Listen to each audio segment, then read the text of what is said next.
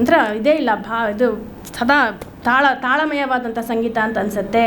ಕರ್ನಾಟಕ ಶಾಸ್ತ್ರೀಯ ಸಂಗೀತದವ್ರಿಗೆ ಹಿಂದೂಸ್ತಾನಿ ಕೇಳಿದಾಗ ಅವ್ರ ತಾಳವನ್ನು ಹೀಗೆ ತೋರಿಸ್ಲಲ್ವಲ್ಲ, ಅದಕ್ಕೆ ಅಲ್ಲಿ ತಾಳನೇ ಇಲ್ಲ ಅನ್ನುವ ಫೀಲಿಂಗ್ಸ್ ಉಂಟಾಗುವಂಥ ಸಾಧ್ಯತೆಗಳಿದೆ. So who you are as a culture, your cultural bias also ಒಂದು ಅಂತಃಕರಣ ಅಂತ ಹೇಳಿದ್ನಲ್ಲ, you only hear what you want to hear. Desirability ಅಂತ ಹೇಳ್ತಾರೆ ಸೈಕಾಲಜಿನಲ್ಲಿ. ನಿನಗೆ ಯಾವುದೇ ಥರದ ಸಂಗೀತ ಇಷ್ಟ ಇಲ್ಲದೆ ಹೋದರೆ ನೀನು ಅದು ಎಷ್ಟೇ ಅದ್ಭುತವಾಗಿರಲಿ ನೀನು ಅದನ್ನು ಕೇಳಿಸ್ಕೊಳ್ಳಲ್ಲ. ಸೊ ಕೋಣನ ಮುಂದೆ ಕಿಂದ್ರಿ ಬಾರಿಸೋದು ಅಂತ ಹೇಳ್ತಾರಲ್ಲ, ಇಟ್ ಈಸ್ ವೆರಿ ಟ್ರೂ. ಅದಿನ್ನೆಷ್ಟೇ ಅದ್ಭುತವಾದಂಥ ಸಂಗೀತ ಆದರೂ ನಿನಗೆ ಅದರ ಮೇಲೆ because of your cultural upbringing or certain intellectual leanings ನಿಂಗೆ ಇಷ್ಟ ಆಗಲಿಲ್ಲ ಅಂದರೆ you will not be able to perceive it in its entirety. And then education, awareness, exposure, cognition. ಆಗಲೇ ಹೇಳ್ದಂಗೆ ನಿನ್ನ ಕಿವಿಯ limits, it has a say in what's feels like ಸಂಗೀತ. ನಮಗೆ ಯಾವುದು ಸಂಗೀತ ಅಂತ ಅನ್ಸುತ್ತೋ ಅದೇ ಒಂದು ಕತ್ತೆಗೆ ಅದು ಸಂಗೀತ ಅಂತ ಅನಿಸ್ತಾ ಇರಬಹುದು, ಒಂದು ರ್ಯಾಬಿಟ್ಗೆ ಅದು ಸಂಗೀತ ಅಂತ ಅನಿಸ್ತಾ ಇರಬಹುದು. ಯಾಕೆಂದರೆ ಅವರ ಬ್ರೈನ್ ಟು ಇಯರ್ ಅನಾಟಮಿ ಬೇರೆ. Secondly, compositional structure and poetry, right? ಅಂದರೆ ಒಂದು ಕಾಂಪೊಸಿಷನಿನ ಸ್ಟ್ರಕ್ಚರ್ ಆಲ್ಸೋ ಇಂಪ್ಯಾಕ್ಟ್ಸ್ ನೀನು ಏನು ಕೇಳ್ತೀಯ ಅಂತ. ಆ್ಯಂಡ್ ದೆನ್ ರಾಗಗಳ, ಸ್ವರಗಳ, ಶ್ರುತಿಗಳ design of sound, that matters a lot in what you eventually feel and hear and perceive in a concert. And then if you come to the individual, ನಮ್ಮ ನ್ಯಾಯಶಾಸ್ತ್ರದಲ್ಲಿ ಏನು ಹೇಳ್ತಾರೆ ಅಂದರೆ ಎರಡು ತರಹದ ಪರ್ಸೆಪ್ಷನ್ಗಳಿದೆ. ಒಂದು ಸೆನ್ಸರಿ ಪರ್ಸೆಪ್ಷನ್. ಈಗ ನೀವೆಲ್ಲ you can do this experiment. Om ಹೇಳಿದ್ರೆ ಚೆಸ್ಟ್, ನೆಕ್, ಹೆಡ್ ರೆಸೊನೆನ್ಸಸ್ ಆಗುತ್ತೆ ನಿಮಗೆ. ಅದೇ ನೀವು ಹ್ರೀಮ್ ಹೇಳಿ, ಹ್ರೀಮ್, ಹ್ರ, ಹ್ರ ಸಿಲಬಲ್ಲಿನ ರೆಸೊನೆನ್ಸಸ್ಸು ಅದರ ಸೆನ್ಸರಿ ಪರ್ಸೆಪ್ಷನ್ನ ಚೇಂಜ್ ಮಾಡಿಬಿಡುತ್ತೆ. There is lot of chest resonance, very little of the head. So sensory perception ಅಂದರೆ ಆ ಶಬ್ದದ ಹೇಳುವಿಕೆಯಲ್ಲಿ ಬರುವಂತಹ ಒಂದು ಪರ್ಸೆಪ್ಷನ್. ಹ್ರೀಮ್ ಮಕಾರದಲ್ಲಿ ಆಗುವಂಥ ಹೆಡ್ ರೆಸೊನೆನ್ಸು ಹ್ರೀನಲ್ಲಿಲ್ಲ, ರೈಟ್? ಆರ್ ಐನಲ್ಲಿ ಮಕಾರದಲ್ಲಿರುವಂಥ ರೆಸೊನೆನ್ಸು ಐನಲ್ಲಿಲ್ಲ. ಆರ್ ಕ್ಲೀಮ್ನಲ್ಲಿರುವಂತಹ ನೆಕ್ ಆ್ಯಂಡ್ ನೇಸೋಫ್ಯಾರಿಂಜಿಯಲ್ ರೆಸೊನೆನ್ಸ್ ಅಂತ ಏನು ಹೇಳ್ತಾರೋ ಅದು ಹ್ರೀಮಲ್ಲೂ ಇಲ್ಲ, ಮಕಾರದಲ್ಲೂ ಇಲ್ಲ. So this are sensory vibration level perceptions ಇದೆ. ಸೊ ನೀವು ಹ್ರೀಮ್, ಶ್ರೀಮ್, ಐಮ್, ಕ್ಲೀಮ್, ಗ್ಲೌಮ್, ಗ್ಲಮ್ ಅದೆಲ್ಲ ಈ ಶ್ರೀವಿದ್ಯಾ ಅಥವಾ ತಾಂತ್ರಿಕ ಶ್ಲೋಕಗಳಲ್ಲಿ, ಮಂತ್ರಗಳಲ್ಲಿ ಕೇಳುವಂತಹ ಈ ಶಬ್ದಗಳಿಗೆ ಅದರದೇ ಆದ ಸೆನ್ಸರಿ ಪರ್ಸೆಪ್ಷನಲ್ ಎಬಿಲಿಟೀಸ್ ಇದೆ ಅಂತ. That is what we call ನಿರ್ವಿಕಲ್ಪ. ವಿಕಲ್ಪ ಅಂದರೆ ಇನ್ ಆರ್ ಸಂಸ್ಕೃತಿ ವಿಕಲ್ಪ ಇಸ್ ಆ್ಯಕ್ಚುಲಿ ಅ ಫಾಲ್ಸ್ಹುಡ್ ಅಂತಲೂ ಅದನ್ನ ಅರ್ಥ ಮಾಡ್ಕೋಬೋದು. Something that is processed and hence has the propensity to be false. That is vikalpa. It is not what is immediately heard and perceived. Vikalpa is cognition based perception. ನಿಮ್ಮ ಕಿವಿಯಿಂದ ಹೋದ ಮಾಹಿತಿ ತಲೆಯಲ್ಲಿ process ಆಗಿ ಅದರಲ್ಲಿ ಕೆಲವು ವಿಕಲ್ಪಗಳು ಉಂಟು.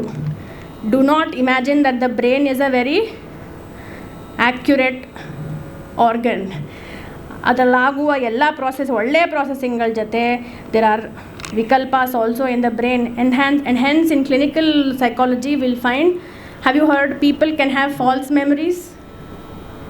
Schizophrenic patients ge ildero sounds galu they are able to manufacture in their own heads, right? They are hearing sounds and voices which are not there in the phantom limb. V.S. Ramachandran, University of California ಅವರು ಹೇಳ್ತಾರೆ, sometimes the brain is able to process the presence of ಯುದ್ಧಕ್ಕೆ ಹೋಗಿರ್ತಾರೆ, ಅವ್ರ ಕೈ ಕಡಿದ್ಬಿಟ್ಟಿರ್ತಾರೆ. ಆದರೆ ಅವ್ರುಗಳಲ್ಲಿ ಏನಾಗುತ್ತೆ ಅಂದರೆ ಆ ಕೈ ಇನ್ನೂ ಇದೆ ಅಂತ ಅವ್ರ brain will be giving a signal. So they feel that is called a phantom limb in the mind. ಅವರ ಬ್ರೈನ್ ಪ್ರಕಾರ ಇನ್ನೂ ಕೈ ಇದೆ, they have not really lost it. So that is called phantom limb perception ಅಂತ. So ಈ ವಿಕಲ್ಪಗಳನ್ನೆಲ್ಲ ಕೂಡ್ಕೊಂಡಂತಹ ಒಂದು ಪರ್ಸೆಪ್ಷನ್ನು ವಿಕಲ್ಪ ಪ್ರತ್ಯಕ್ಷ ಅಂತ ಕರೀತಾರೆ. So before I get into this, what are the basic principles now that you have understood the various forces and vectors that are coming in to your ನಿಮ್ಮ ರಸಾನುಭವ ಅಥವಾ ನಿಮ್ಮ ಸಂಗೀತಾನುಭವ is not a simple thing. ನಿಮ್ಮ ತಾತ ಯಾವ ಸಂಗೀತ ಕೇಳಿದ್ರು ಅನ್ನೋದು ನಿಮ್ಮ ಜೆನೆಟಿಕ್ಸ್ ಮೂಲಕ it is impacting what you hear. ನಿಮ್ಮ ಕಿವಿ ಎಷ್ಟು ದೊಡ್ಡದಾಗಿದೆ. Some people have big ears and some people have small ears. The anatomy of those ears and how much of an auditory cortex you have in the brain, all of these along with the design of the sound impact what you will finally hear and perceive anta helbodu. So what are the basic principles of raga perception? So here is your ever present tambura. So ತಂಬೂರನ ನಾನು ಈಗ A ಅನ್ನೋ ಒಂದು ಪಿಚ್ನಲ್ಲಿ ಹಾಕಿದ್ದೀನಿ. ಇದೇನು ಕೊಡ್ತಾ ಇದೆ? ಸಾ ಪ ಸಾ ಪ ಸಾ. ಈ ಒಂದು ಕ್ಯಾನ್ವಸ್ ಮೇಲೆ ನಾನು ಹಾಡಲಿಕ್ಕೆ ಶುರು ಮಾಡ್ತೀನಿ. ಸರಿ ಗ ಮ ಪ ದ ನಿ ಸ ನಿ ದ ಪ ಮ ಗ ರಿ ಸ ಪ. ಆದರೆ ತಂಬೂರಿ ಲೈಕ್ ಸನ್ಯಾಸಿ is simply holding on to sa pa sa. It is giving the primary consonances of a raga. ಅಂದರೆ ಷಡ್ಜ, ಇದನ್ನು ನಾಟ್ಯಶಾಸ್ತ್ರದಲ್ಲಿ ಷಡ್ಜ ಪಂಚಮ ಭಾವ ಅಂತ ಕರೀತಾರೆ. ನಾಟ್ಯಶಾಸ್ತ್ರದ ಮೊದಲನೇ ಇದು ಷಡ್ಜ ಪಂಚಮ ಭಾವ. The ragas are structured on basic elements of consonances and dissonances. Consonance ಅಂದರೆ ಎರಡು ಸ್ವರವನ್ನು ಒಟ್ಟಿಗೆ ಕೇಳಿದಾಗ ನಿಮಗೆ ಅದು ಹೊಂದಾಣಿಕೆ ಆಗ್ತಿದೆ ಅಂತ ಅನ್ಸುತ್ತಾ ಅಥವಾ ಹೊಂದಾಣಿಕೆ ಆಗ್ತಿಲ್ಲ ಅಂತ ಅನ್ಸೋ ಒಂದು ಇದು. ಹೊಂದಾಣಿಕೆ ಆಗದೆ ಹೋದರೆ ಇಟ್ ಈಸ್ ಡಿಸೊನೆಂಟ್, ಇಟ್ ಈಸ್ ಹೊಂದಾಣಿಕೆ ಆಗ್ತಿದೆ ಅಂದರೆ it is consonant. So let's do a very quick demonstration. ಪಾ ತಂಬೂರಿ ಜೊತೆ ಹೋಗ್ತಾ ಇದೆ ಅಂತ ಅನ್ಸುತ್ತಾ? ಪಾ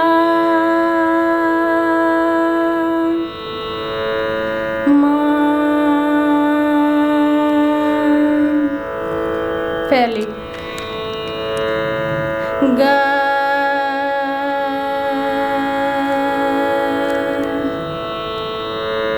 ni. ಇದ್ರ ಬಗ್ಗೆ ಏನು ಭಾವನೆಗಳು? ಅದು ಮಾಧುರ್ಯವಾಗಿದೆಯಾ, ಮಾಧುರ್ಯಯುತವಾಗಿದೆಯಾ? ಅಲ್ಲ. ನೀ is not going as well as ಪಾ. ನೀ is a dissonant note or re is sticking out of the consonants of the scale ಅಂತ ಹೇಳ್ಬೋದು. ಸೊ ಇದು ನಾಟ್ಯಶಾಸ್ತ್ರದ ಮೊದಲನೇ ಪ್ರಿನ್ಸಿಪಲ್. ಷಡ್ಜ ಪಂಚಮ ಭಾವ, ಷಡ್ಜ ಮಧ್ಯಮ ಭಾವ ಅಂತ ನಾವು ಅದನ್ನ ಮ್ಯೂಸಿಕಾಲಜಿಯಲ್ಲಿ ಅರ್ಥಕೊಂಡ್ರು that is based on the basic idea of consonances and dissonances. ಯಾಕೆ ಬೇಕು ಕಾನ್ಸನೆನ್ಸ್? ಯಾಕಂದರೆ the brain is always when you give the brain a complex sound, it is looking for consonances, ಅಂದರೆ ಸಿಮೆಟ್ರಿ ಆಫ್ ದ ಸ್ವರ ಫ್ರೀಕ್ವೆನ್ಸೀಸ್ನ ಅದು ಹುಡುಕತ್ತೆ, ಅದಕ್ಕೆ ಇಷ್ಟ. ಅದಕ್ಕೆ ನಾವು the mind also likes symmetry. ರಂಗೋಲಿನಲ್ಲಿ why do we always have symmetrical rangoli? ಯಾಕೆ ಒಂದು ಕಡೆ ಮಾತ್ರ ಹೀಗೆ ಲೈಕ್ ಎಸಿಮೆಟ್ರಿಕಲ್ ರಂಗೋಲಿ ಯಾಕೆ ಹಾಕಲ್ಲ? ಪೇಂಟಿಂಗಲ್ಲೂ ಅಷ್ಟೇ, romantic era and post classical ಎರಾನಲ್ಲಿ ಬಂದುವಂಥ ಎಲ್ಲ paintings in at least in there is a great symmetry right in Indian artistic traditions also. The mind wants and clamors for symmetry, and that also applies in the realm of sound. So Shadja Panchamakku, Shadja Madhyamakku, they have symmetric mathematical ratios between these frequencies, and hence to the ear it sounds consonant. Sort of is that's the most simplest way in which I can say that. Okay, ಇನ್ನೊಂದು ಪ್ರಶ್ನೆ ಕೇಳ್ಬೋದು. ಸಪ್ತಸ್ವರ ಅಂತ ಕೇಳಿದ್ದೀವಿ. Y ಸಪ್ತಸ್ವರಾಸ್? ಯಾಕೆ 12-13 ಸ್ವರಗಳು? ನಾವು we did not think of 13 ಸ್ವರ, 14 ಸ್ವರ ಅಥವಾ 3 ಸ್ವರ, ಒಂದು ರಾಗದಲ್ಲಿ 3 ಸ್ವರ. Why not? Why should a raga have 5 notes at the least? Natyashastra says ಔಡವ is the basic minimum. 5 ಸ್ವರ ಯಾಕೆ ಬೇಕು? 13 ಸ್ವರ, 16 ಸ್ವರಗಳನ್ನ ಯಾಕೆ ನಾವು ಕಂಡುಕೊಳ್ಳಿಲ್ಲ? ಆಸ್ ಅ ಹ್ಯುಮ್ಯಾನಿಟಿ, ನೀವು go east or west, there are only 12 chromatic placements that one can find in an octave, and that is applicable to both Indian classical music and Western classical music. Why? That is because this person, whether you are an Indian or you are an Antarctica based person, this anatomy of the ear, the limits of the ear and the limits of your brain is constant, and hence ನಾವು ಅದನ್ನು ಹೆಂಗೆ ನುವಾನ್ಸ್ ಮಾಡ್ಕೊಂಡ್ರು ಸಂಗೀತಗಳನ್ನು ಆ ಸ್ವರಗಳ ಯಾವುದು ಸ್ವರ ಅಂತ ನಮಗೆ ಅನಿಸುತ್ತೋ, ಸ್ವತೋರಂಜಯತೆ ಸ್ವರ, what feels like a swara, what can enthrall and entertain like a swara across the globe remains the same, simply because we are all Homo sapiens. We have the same kind of ear, we have the same kind of cochlea, with the same kind of nervous system that connects the ear to the brain, and we have the same brain to a great extent, even though many people may contest that. The anatomy and the physiology of the brain to a great extent across many races across the world is the same. So saptaswara, why 7? ಅದನ್ನ ಈಗ George Miller ಅನ್ನೋನು he has found out that the 7 ಇದೆಯಲ್ಲ, that is the cognitive limit of a human mind in perceiving swaras in succession, and hence we have saptaswaras. We can have lesser than 7, we can have 5 ragas with 5 scales or 5 notes or 6 notes. But why an octave? Sari ga ma pa da ni sari ga ma pa ma ga ri sa ni da pa ma ga ri sa ni da pa. Octave jumps ಅಂತ ಹೇಳ್ತಾರಲ್ವ, ಸರಿಗಮ ಪದ ನಿಸ ಆದಮೇಲೆ ಸಾ ಇಂದ ಮೇಲ್ಗಡೆ ಇನ್ನೊಂದು ಆಕ್ಟೇವು, ಈ ಕೆಳಗಡೆ ಇರುವಂಥ ಸಾ ಕೆಳಗಡೆನೂ ಇನ್ನೊಂದು ಆಕ್ಟೇವು. Why do you think the octave repeats after every 7 notes? Sa, sa. It is the double. The higher sa is the double the frequency of the lower sa, and hence it feels consonant, and hence that is the scope of the scale.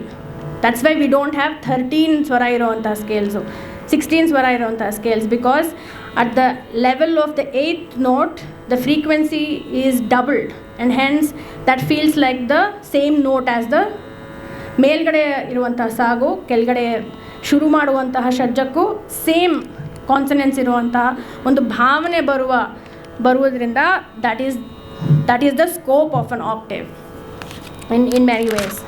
All right, now I am just going to sing. I call this the tale of 2 ragas ಅಂತ. ಈಗ 2 ರಾಗಗಳನ್ನು ಹಾಡ್ತೀನಿ, ನೀವು ನನಗೆ ಹೇಳಿ ಇದರಲ್ಲಿ ನೋಟ್ಸಿನ difference ಎಷ್ಟಿರಬಹುದು ಅಂತ.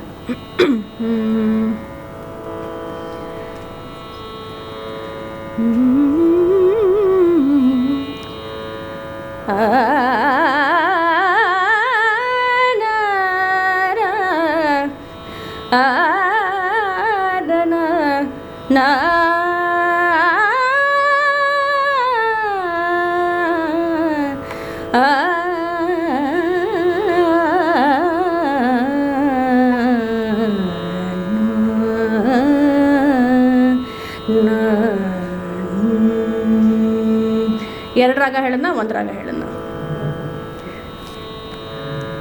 What do you think? 2 ಹೇಳಿದೆ. Okay, ಸರಿ ಗ ಪದ ಸದಾ ಪಗರಿ ಗ ಪದ ಸರಿ ಗರಿ ಸದಾ ಪಗರಿ ಗ ಪದ ಪಗರಿ ಗ ಪಗರಿ ಗರಿ ಸದಾ ಸರಿ ಗರಿ. ಸೊ ಒಂದು ದೈವತನ ಮಾತ್ರ ನಾನು ಚೇಂಜ್ ಮಾಡಿದ್ದು, ಆದರೆ ಸರಿ ಗರಿ ಗ ಪ ಗ ಪದ ಪದ ಸ ಧೀರರಸ ಪ್ರಧಾನವಾದಂಥ ಮೋಹನದಿಂದ ಐ ವೆಂಟ್ ಟು ಅ ಕರುಣರಸ ಪ್ರಧಾನವಾದಂಥ ವಾಸಂತಿ.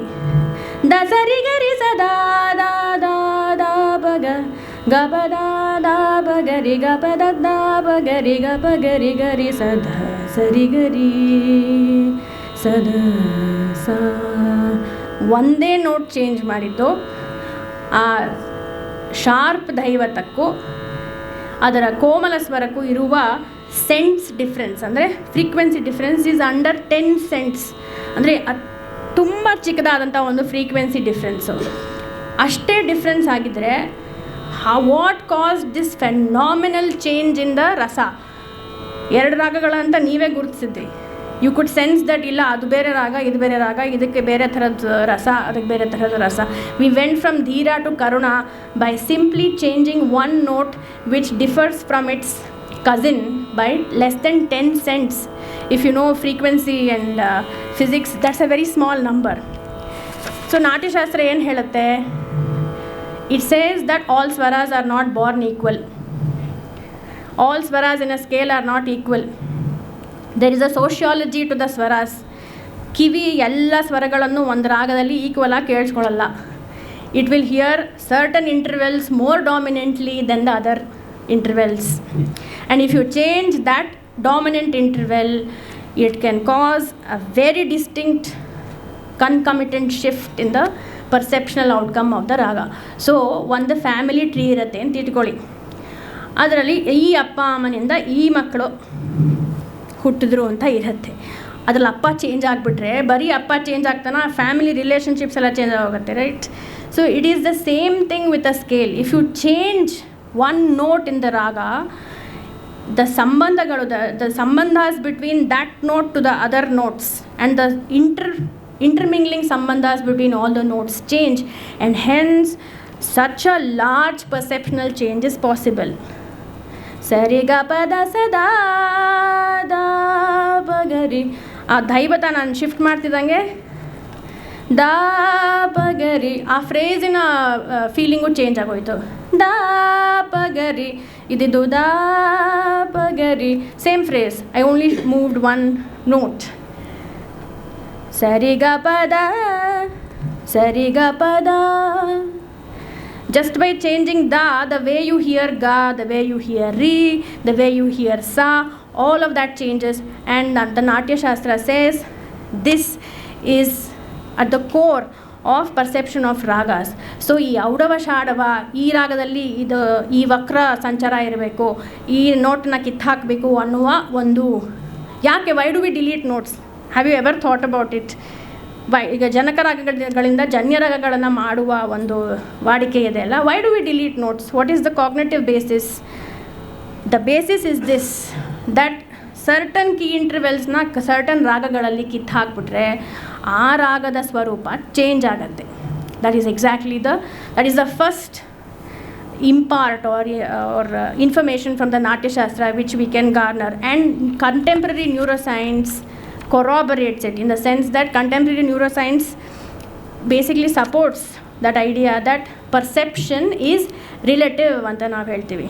ಅಂದರೆ relative, everything is seen as a sambandha between two notes. We are not saying that Daivata is, for example, 440 hertz and the other Daivata is 340 hertz.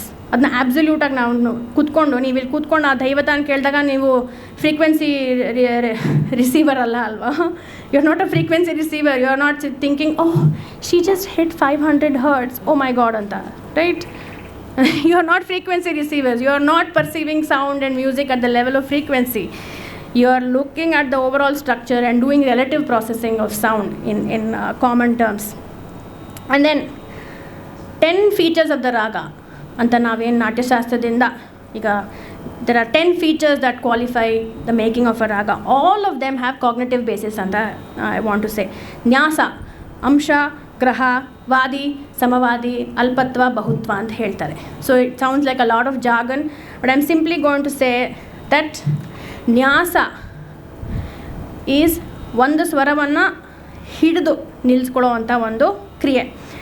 ಅಂಶ is one swara is always dominant. I held all swaras are not born equal in Bharata's world. And graha is where the scale starts. So shadja is usually the graha. Alpatva, bahutva. Some notes you sing a lot. Some notes you just touch some notes. This is at the essence of the raga, the design, sound design. And why is it important? I'll give you a small demo about how we use it in practice. Idu yado pustakada badanekayi alla. This we use in everyday practice in singing and articulating the raga to a great extent. So let's take Arabhi raga. Tanna na na dappa ma pa ma gari zari. ಇದು ಆಲಾಪನೆ ಶುರು ಮಾಡುವಂಥ first statement, right? If you go to a concert, the pa ma ಪ ಮ ಗರಿ ಸರಿ. ಇದರಲ್ಲಿ the ಪಾನ ನಾನು ನ್ಯಾಸವಾಗಿ ಉಪಯೋಗಿಸ್ಕೊತಾ ಇದ್ದೀನಿ. I am showing pa is the consonant note to sa, so I am showing pa. Da pa ma pa ma gari sari. Ga mele ga is alpatva, ma is bahutva. Ma pa ma gari sari. Ri ma pa da da pa ma gari sari. I am always coming to rishabha. That is another ನ್ಯಾಸಸ್ವರ ಅಂತ ಅನ್ಕೋಬಹುದು. ರಿಮ ಪದ ಸನಿ the the pa ಮ ಪದ the pa ಮ ಗರಿ ಸರಿ. So what happens when I am structuring the phrases like this? ನೀವು ಪ ಜಾಸ್ತಿ ಕೇಳಿಸ್ಕೊತಾ ಇದ್ದೀರಾ, ಗ ಜಾಸ್ತಿ ಕೇಳಿಸ್ಕೊತಾ ಇಲ್ಲ, ರಿಷಭವನ್ನು ಜಾಸ್ತಿ ಕೇಳಿಸ್ಕೊತಾ ಇದ್ದೀರಾ. So I am signaling certain ಸ್ವರಾಸ್ ಆ್ಯಂಡ್ ಸರ್ಟನ್ ಶ್ರುತೀಸ್ ಮೋರ್. ಷಡ್ಜಕ್ಕೂ ಪಂಚಮಕ್ಕೂ ಇರುವ ಆ ಇಂಟರ್ವೆಲ್ನ ತೋರಿಸಿ ಹೇಳ್ತಾ ಇದ್ದೀನಿ. ನೋಡಿ ಇಲ್ಲಿ ಷಡ್ಜ ಪಂಚಮ ಶ್ರುತಿ ಇಲ್ಲಿದೆ, ಈ ಇಂಟರ್ವೆಲ್ ಇದೆ. ಆ್ಯಂಡ್ ಅದೆಲ್ಲ ಮಾಡಿ ರಿಷಭದ ಮೇಲೆ ನಾನು ನಿಲ್ತಾ ಇದ್ದೀನಿ ಅಂತಂದರೆ, ರಿಷಭದ ಮೇಲೆ ನಿಂತಾಗ ಷಡ್ಜಕ್ಕೂ ರಿಷಭಕ್ಕೂ ಆಗುವಂಥ ಟೆನ್ಷನ್. ರಿಮ ಪದ ದ ಪ ಮ ಗರಿ ಸರಿ. ರಿಮ ಪದ ಸನಿ ದ ದ ರಿ ಸರಿ ಸನಿ ದ ಪ ಮ ಗರಿ ಸರಿ ರಿ ಸನಿ ದ ಸರಿ ಸರಿ ರಿ ಸನಿ ದ ಸರಿ ಪ ಮ ಗರಿ ಸರಿ ರಿ ಸನಿ ದ ರಿ ಸನಿ ದ ಸರಿ ಪ ಮ ಗರಿ ಸನಿ ದ ರಿ ಸರಿ ದ ಸಾ. Why did I do that? It is called motivic development. ಅಂದರೆ ಎಲ್ಲ ಸ್ವರಗುಚ್ಛಗಳನ್ನು ರಿಷಭದ ಮೇಲೆ ತಂದು ನಿಲ್ಲಿಸಿ, ಅವಾಗ ಏನಾಗುತ್ತೆ, ಆ ರಿಷಭಕ್ಕೂ ಷಡ್ಜಕ್ಕೂ ಇರುವ tension in your mind will be killing you. ಯಾವಾಗಪ್ಪ ಇವಳು ಷಡ್ಜಕ್ಕೆ ತಂದು ನಿಲ್ಲಿಸಿದ್ರೆ ಸಾಕು. That's something called musical expectation. I am creating musical expectation, I am building musical expectation, and I am breaking the musical expectation at certain points. That's what I did, right? ರಿ ಮ ಪ the ತ ಪ ಮ ಪ the ಸತ್ ಸ ನಿ the ಸರಿ ಪ ಮ ಗರಿ ಸರಿ ರಿ ಸ ನಿ ದ ಪ ಮ ಗರಿ ಸರಿ ರಿ ಸ ನಿ ದ ರಿ ಸರಿ ಸ ನಿ ದ ದ ರಿ ಸರಿ ರಿ ಸ ನಿ ದ ರಿ the sa. And once I build that tension on the rishabha and resolve it to the shadja, ಏನಾಗುತ್ತೆ? ಆನಂದ. There is a building of tension, and then there is a resolution. So ಈ behavioral qualities of the raga ನಾಟ್ಯಶಾಸ್ತ್ರದಿಂದ ಇಲ್ಲಿಯವರೆಗೆ ಹಲವಾರು ನಮ್ಮ practice theory and methodologies, formats of improvisation, compositional ಇದು ಎಲ್ಲ change ಆದ್ರೂ ಈ elements change ಆಗಿಲ್ಲ. And hence a study of the Natya Shastra is still relevant even today, because these cognitive elements that are described in the Natya Shastra are still active in the way we can analyze a Shanmukha Priya today, for that matter. These elements and principles are useful in analyzing whether Shanmukha Priya is going to cause happiness, whether the Shanmukha Priya may decrease blood pressure, what in the Shanmukha Priya is actually causing an increase in blood pressure, or if I'm singing a chant with all Komala Swaras, can I expect a happy patient at the end of it? So this has, at its very fundamental level, this has applications in music therapy at large. These are baby steps in the elucidation of raga science. ಇದರ ಮೇಲೆ ಗಾಢವಾದ ಸಂಶೋಧನೆ ಆಗೋ ಅವಶ್ಯಕತೆ ಇದೆ before we can apply this science, this vignana into the realms of music therapy. Music therapy is very powerful. I am a great advocate for music as therapy. ನಿಮ್ಮ ಜೀವನಗಳಲ್ಲಿ we use music as a mood altering drug. Who here does not believe in the power of music? Everybody believes in the power of music. It is such a Shakti in our lives.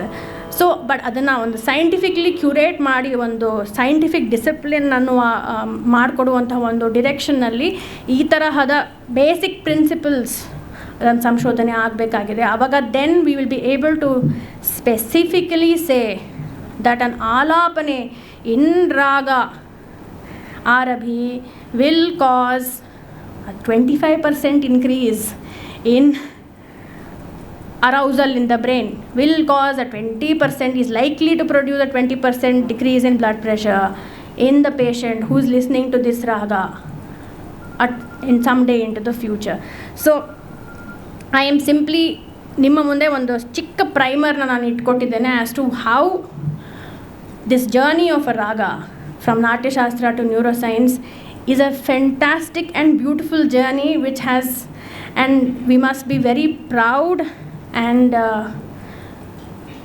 grateful to our predecessors for having given us this knowledge which is so contemporary, ageless and timeless that even modern science is able to access it and use that knowledge to create new interesting, intelligent and useful knowledge into the future. So thank you very much. ನನ್ನನ್ನು ಇಲ್ಲಿ ಕರೆಸಿ ನನ್ನ ರಾಗ